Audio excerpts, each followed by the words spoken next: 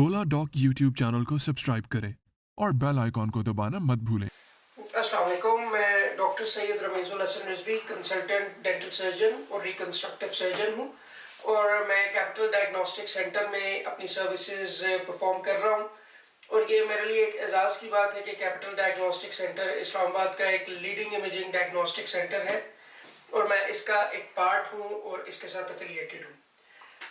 अब बगैर मैं अपने व्यूअर्स का वक्त ज़ाया किए कुछ एहतियाती तदाबीर दांतों के हवाले से और ओरल कैविटी के हवाले से बताना चाहता हूँ। पाकिस्तान के टॉप डॉक्टर्स के साथ अपॉइंटमेंट बुक करें, वो भी पेशेंट फीडबैक देखते हुए।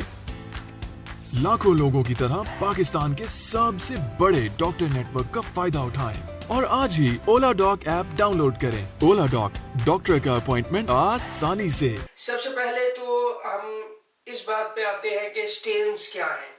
स्टेन्स कुछ दाग धब्बे हैं और इनका इलाज इसलिए ज़रूरी है और इनकी सफाई इसलिए ज़रूरी है, जिस तरह हम आम फहम लैंग्वेज में मैं आपको समझाऊं तो जिस तरह हम अपने सफ़ेद कपड़ों पे कोई दाग और धब्बा बर्दाश्त नहीं कर सकते, इसी तरह दांतों पे भी नहीं करना चाहिए।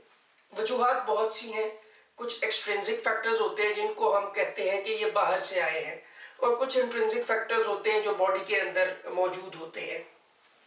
एक्सट्रिंसिक फैक्टर्स में आप कहेंगे कि आपके ये फिजी ड्रिंक्स हैं, कॉफ़ी है, टी है, स्मोकर्स हैं, तो इनको अब जैसे स्मोकर्स को मैं ये नहीं कह सकता कि वो स्मोकिंग को कम करें, वैसे तो ये एक स्लो पॉइजन है, इसे रोकना चाहिए, लेकिन हम स्मोकर्स को रोक नहीं सकते।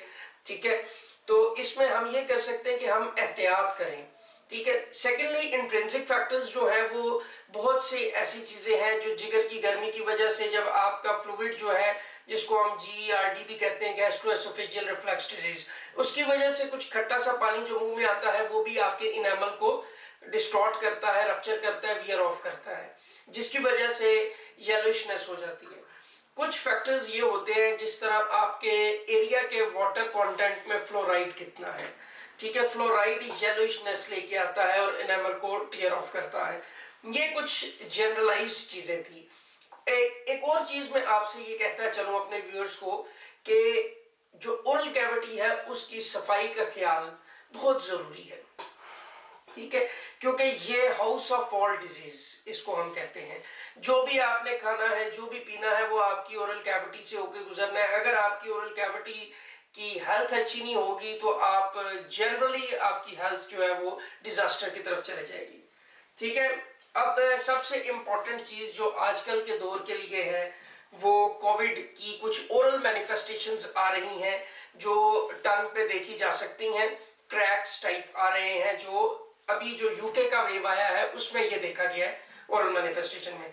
सेकेंडली ये है कि मैं अपने व्यूअर्स को ये जरूर गाइड करूंगा कि आजकल एहतियात करें। ठीक है, मास्क अपना जरूर लगाएं। ठीक है, हमें इस चीज को अपने अंदर से निकालना है कि कोविड है या नहीं है। देयर इज ए वायरस और वो जरूर मौजूद है हमारे इस एनवायरनमेंट में, तो हमें एहतियात करनी है। सिर्फ अपने लिए एहतियात नहीं करनी, अपने प्यारों के लिए करनी है, अपने बच्चों के लिए करनी है, अपने बुजुर्गों के लिए करनी है, क्योंकि यंगस्टर्स फिर भी किसी हद तक इस वायरस को सरवाइव कर जाते हैं, लेकिन छोटे बच्चे और बुजुर्ग इसको सरवाइव नहीं करते। तो हमें कम से कम एक डिसिप्लिन्ड कौम की तरह, एक एजुकेटेड माशरे की तरह अपना किरदार अदा करना है, हर बंदे को इंडिविजुअली। ये नहीं है कि कोई हुक्मरान इस पे सख्ती करे या कोई हुक्मरान ही लागू करे हम पे तो हम इसको मानेंगे। ये हमें अपनी इंडिविजुअल तौर पे डिसिप्लिन दिखाना है और इंडिविजुअल तौर पे अपनी एक शहरी होने की जिम्मेदारी निभानी है। शुक्रिया।